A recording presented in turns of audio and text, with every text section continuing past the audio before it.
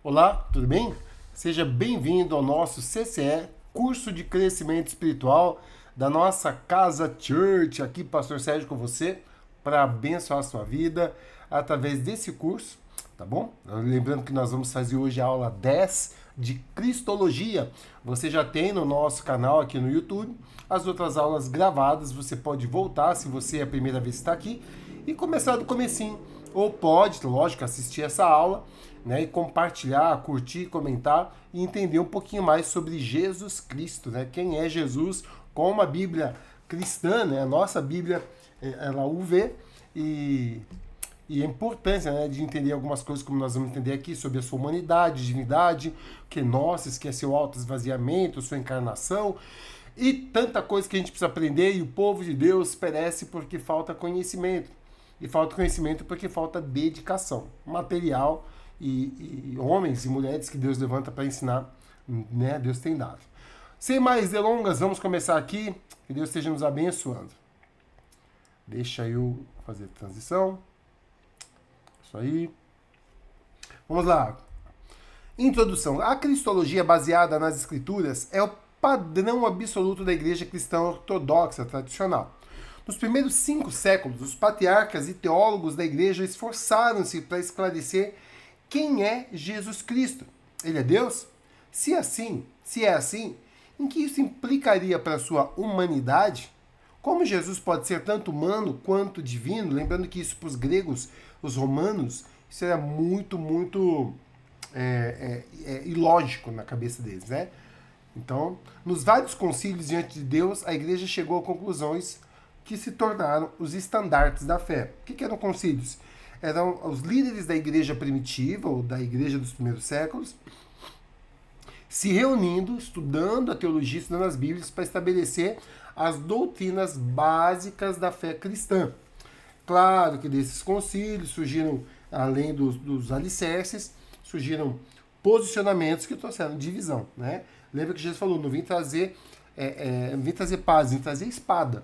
Uma vez que existe um posicionamento, existe uma diferenciação e uma separação de andar junto, muitas vezes, de pessoas que pensam diferente. Algumas pessoas falam assim, por que os evangélicos são tão divididos? Porque existem diferentes interpretações a respeito da fé cristã.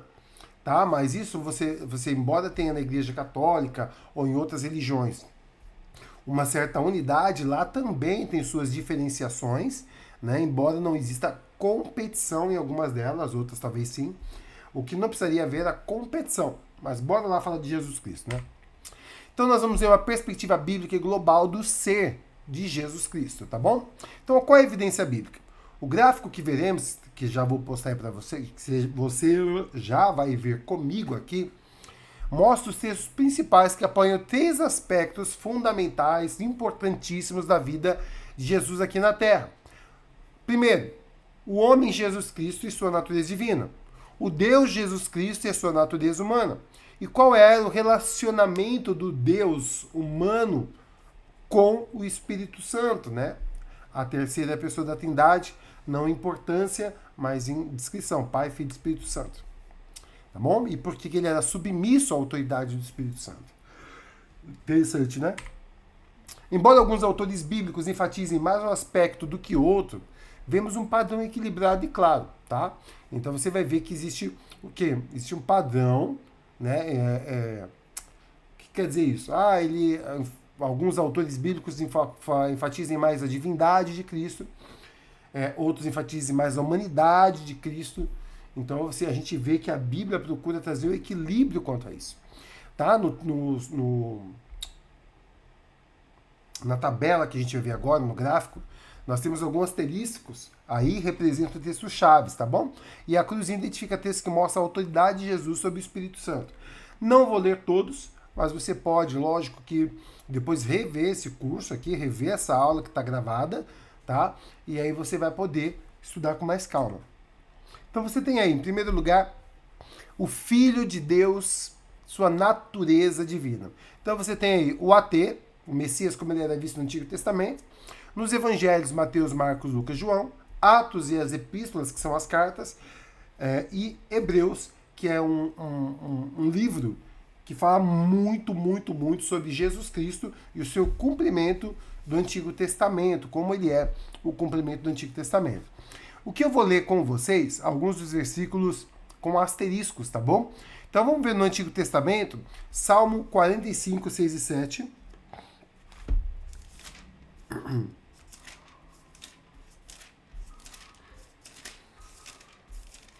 Que diz assim: o teu trono, ó Deus, subsiste para todo sempre. Cetro de justiça é o cetro do teu reino.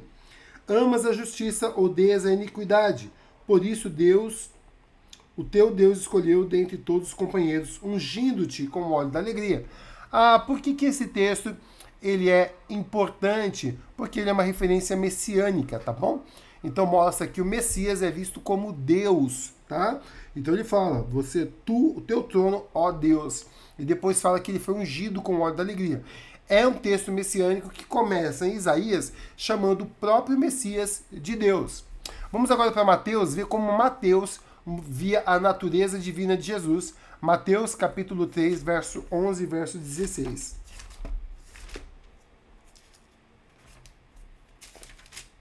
Diz assim: eu os batizo com água para arrependimento, mas depois de mim vem alguém mais poderoso do que eu, tanto que não sou digno nem de levar as suas sandálias. Verso 16 diz assim: Jesus foi batizado, saiu da água. Naquele momento o céu se abriu e ele viu o Espírito de Deus descendo como pomba e pousando sobre ele. Então uma voz do céu disse: este é o meu filho amado, em quem me agrado. Mas onde que está a natureza divina? Você vê que você tem o meu filho amado, uma voz celestial, o Espírito Santo. E aí você tem uma figura da Trindade, o Pai, o Filho e o Espírito Santo. O mesmo Deus, em um mesmo versículo, em um mesmo fato, uma mesma narrativa, se manifestando nas suas três pessoas distintas, tá?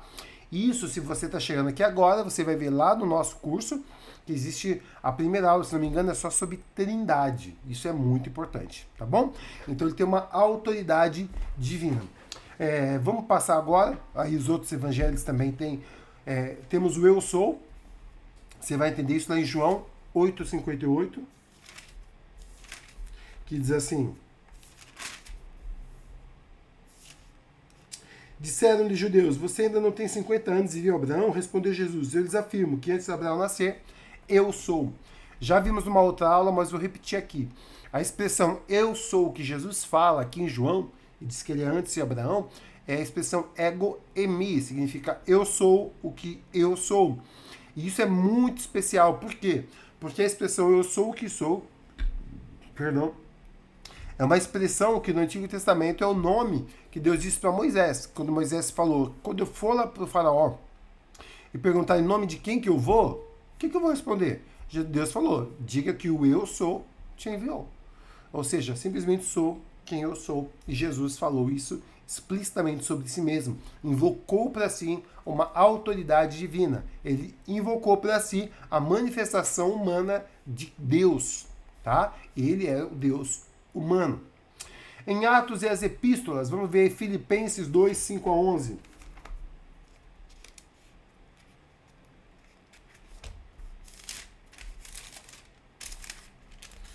Filipenses 2, 5 a 11. Seja a atitude de vocês a mesma de Cristo Jesus, que embora sendo Deus, não considerou ser igual a Deus. Vamos parar por aí. Não vou ler tudo porque a gente vai ver sobre a kenosis de Cristo, que chama autoesvaziamento. E quando a gente for estudar lá a kenosis, a gente vai ver esse texto na íntegra, que é um texto muito importante, mas já começa dizendo que ele, Deus, se esvaziou e se tornou humano, né? Então a gente vê aí que Deus, e você vai entender também que o autoesvaziamento não é deixar de ser Deus, mas você vê que Jesus é a expressão divina de uma maneira humana. E vamos lá para Hebreus, capítulo 1. Bom, na verdade, queridos, eu vou deixar para você estudar esses versículos depois. Dá um print agora aí na sua tela, se você puder, tá vendo no celular. Grava ou salva o tempo que a gente está aqui tendo desse curso, né? E faça devocional nesses textos. Traz para você a autoridade de Cristo, porque a mesma autoridade que Jesus tinha, você tem, porque nós estamos em Cristo. E podemos viver no físico a plenitude da divindade de Cristo, tá? E pedir a Deus que tudo que um ser humano pode viver de divindade na forma humana, fala, eu quero, Deus. Eu quero expressar.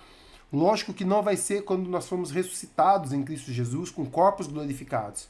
Mas fala para Deus, eu quero viver agora tudo que eu posso viver da divindade neste corpo agora, para a glória do seu nome.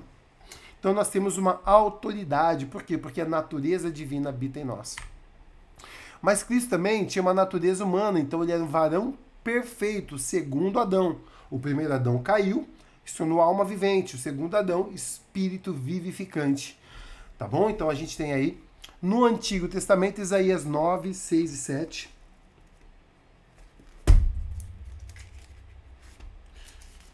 Diz assim: porque o menino nos nasceu e um filho nos foi dado e o governo está sobre os seus ombros. Ele será chamado maravilhoso, Deus poderoso. Então fala que o filho vai ser chamado de Deus poderoso. Mas fala que o quê? Que um menino nos nasceu. E esse menino, ou seja, humano, era Deus. Perfeito varão. Tá bom? E aí fala, maravilhoso conselheiro, Deus poderoso, Pai eterno, príncipe da paz, estenderá o seu domínio e haverá paz sem fim sobre o trono de Davi, sobre o seu reino estabelecido e mantido com justiça e retidão. Por que isso é importante? Porque quando a gente fala que Jesus tinha uma natureza humana, ele não tinha a natureza decaída. Ele tinha a genética humana, mas não herdou a corrupção da semente adâmica. O lado humano veio do óvulo, veio da mulher. Lembra que quem transmite o pecado é o homem. Adão transmitiu a sua semente de pecado para toda a humanidade. Cristo não veio da semente de Adão, mas da semente divina no físico. Por isso a gente não... É um novo Adão, tá? Não é 50% Deus, é 100% Deus e perfeito Deus. Tá? Pra gente ganhar tempo, você tem outros textos aí que vão falar a mesma coisa. Você vai ter Mateus comprovando a genealogia, João, Lucas comprovando a divindade, Mateus, a genealogia de Mateus, só para não falar bobeira aqui, a genealogia de Mateus comprova, né, que Abraão gerou Isaac até chegar a Davi, tá bom? Então Mateus ele quer mostrar que Jesus é rei, direito ao trono davídico. Já Lucas ele vai mostrar a natureza humana. E você vai terminar a genealogia de Lucas sobre Jesus em Adão. E aí ele diz aqui na genealogia...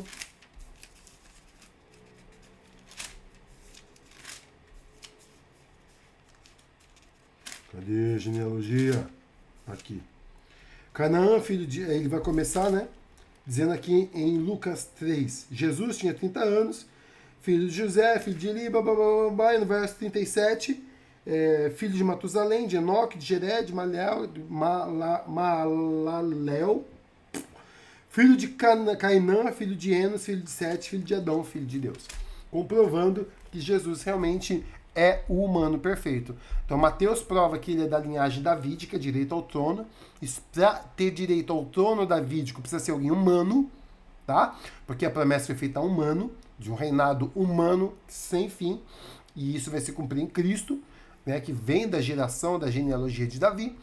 E em Lucas capítulo 3 prova que ele é 100% humano, porque ele vem da linhagem de Adão. Mas por quê? Porque Maria vem da linhagem de Adão, mas foi ela que cedeu material genético. Não um homem da linhagem de Adão, mas uma mulher da linhagem adâmica. Então ele é a junção do Adão, que não passa o pecado, que é a mulher. A mulher é a terra, o homem é a semente. E o Espírito Santo faz isso, gerando de novo um novo ser humano, né? De Adão, um novo Adão. E, continuando aí, ungido pelo Espírito, ou seja, a autoridade. Então, esse Deus homem recebeu do Espírito Santo a autoridade. Então, nós vamos ver aqui, você vê que tem vários textos aqui falando com asterisco, citando o cumprimento dessa promessa da autoridade, e os que têm uma cruzinha mostrando a autoridade sendo manifestada. Vamos ver aqui Salmo 45, 7.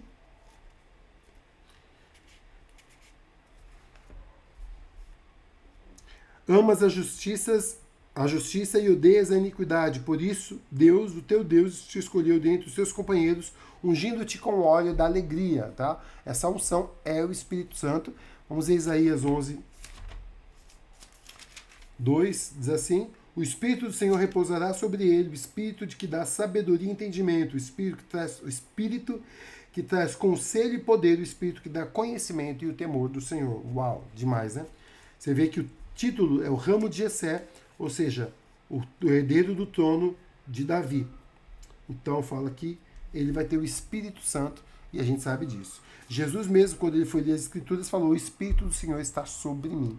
Então você vai ver textos que comprovam que Jesus ele tinha uma autoridade divina que foi ungiu, tá? Tanto que o Espírito Santo é a parte divina envolvida na concepção do homem-Deus, Jesus, e o Espírito Santo é a autoridade derramada sobre o homem-Deus, Jesus, no batismo dele. Qual é o equilíbrio? Embora alguns autores bíblicos enfatizem mais um aspecto do que o outro, vemos um padrão equilibrado, tá bom? Opa. Vamos ver aqui. Divindade. Não pode ser dito que, em seu ministério público, a natureza divina de Jesus foi sempre suprimida. Tá? Sua autoridade inata e filiação eterna tem sido frequentemente o principal ponto abordado pelos autores. A palavra de Jesus sobre a presença do Espírito e sobre a submissão ao Pai não nega a operação ativa da sua natureza divina. Ele agiu como Senhor e como Deus. É certo que às vezes ele se colocava como Senhor do Espírito Santo. O que quer dizer tudo isso daí que a gente leu? Que ele tem e é totalmente divino.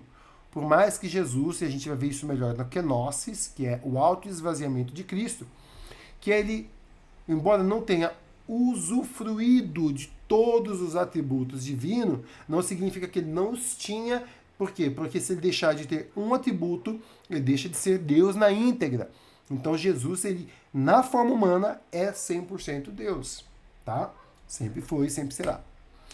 O equilíbrio entre a sua humanidade. Simultaneamente, a divindade de Cristo não impedia a realidade da sua humanidade. Lembrando, Jesus não é 50% Deus e 50% homem. Ele é 100% Deus e 100% homem. O seu progresso desde a sua imaturidade física quando criança, a atração real das tentações humanas, isso não é muito falado, mas Jesus sentiu tudo que um ser humano sente. Seu sofrimento horrível, especialmente na cruz, diz que ele foi aperfeiçoado através do sofrimento que o qualificou humanamente a ser ambos o sacrifício e o sumo sacerdote perfeito. Ou seja, ele ao mesmo tempo é aquele que ministra o sacrifício e é o sacrifício. Então, ele era 100% humano, é 100% humano, hoje glorificado, sentiu dor, sentiu raiva, sentiu tentação, sentiu suor, sentiu sede, sentiu cansaço, sentiu tudo. Por quê? Porque ele sempre foi, né, desde o nascimento, 100% humano. Então existe um equilíbrio entre isso. A sua luta para se submeter à vontade de Deus, evidentemente, não era mais fácil do que outras pessoas, tá? Com certeza a Escritura indica que as suas tentações ultrapassaram a agonia emocional que sentimos, porque em Lucas 22:44 diz que ele suou gotas de sangue, ou seja, tamanha luta dele para se submeter à vontade do Pai, que isso te inspire, tá bom? Ah, mas Jesus não tinha uma natureza pecaminosa. Com certeza não tinha, para tentá-lo ao pecado. Mas ele sabia o que era dor. E ele nunca tinha provado separação de Deus. Então, por mais que ele não tivesse a carne tentando, como tenta em nós com desejos maus, ele sabia o que era dor e aflição, porque a carne dele sente dor, a carne dele sente aflição. E ele saberia que ele passaria por um tempo, uma separação do Deus. E ele não imaginava ou não queria de maneira alguma sentir esse pecado em si, para condenar em si. Mas ele suportou isso. Em termos práticos de hoje, o crente mais forte ainda tem tentações muito difíceis. Jesus foi à nossa frente como nosso irmão na carne. Muito mais do que Paulo, João ou Maria, o próprio Jesus Cristo é o mais supremo exemplo humano, tá? Quando ele coloca Paulo, João, Maria, são pessoas que sofreram muito, né? Por causa de Cristo, mas Cristo é o exemplo supremo. A gente viu então a humanidade, vamos ver agora o relacionamento com a terceira pessoa da Trindade. No aspecto final, nem a divindade do Senhor, nem a perfeição humana dispensou sua necessidade do Espírito Santo. Para não confundir as pessoas da Trindade, era a natureza humana de Jesus que precisava do Espírito Santo. Então, pastor, eu estou confuso. Como homem, ele precisa do Espírito Santo. Embora sendo ele mesmo, Deus Filho, para viver a humanidade no poder como eu e você podemos viver, ele se submeteu à autoridade do Espírito Santo, tá? Para ser o nosso sacerdote, para ser o nosso exemplo, o nosso precursor. Por outro lado, era a natureza divina de Jesus que na economia da Trindade tinha autoridade sobre o Espírito. Em um sentido, ele era Senhor do Espírito. Pastor, estou confuso. Fica tranquilo. Só o importante é entendermos que Jesus, mesmo sendo um como Espírito, enquanto humano, aqui na Terra se submeteu ao Espírito Santo e precisava dele para cumprir a sua obra. Fechou? Embora a plenitude do Espírito durante a vida inteira tenha sido única, Jesus foi até concebido pelo Espírito Santo, essa plenitude não consumiu a completa e profunda humanidade de Cristo. Tá bom? Enfim, Jesus nos mostra que a nossa necessidade da plenitude do Espírito Santo, que ainda estejamos cheios do Espírito. Do Espírito, a vida nem sempre será de alegria, paz e boa saúde. Os resultados da queda atingem a todos e a luta para nos submeter ao Espírito continua, de algum modo, até a morte. Tá bom? Então a gente termina aqui. Deixa eu voltar aqui. Você entendeu? Então, a gente tem aí... Deixa eu colocar aqui para ficar mais bonitinho.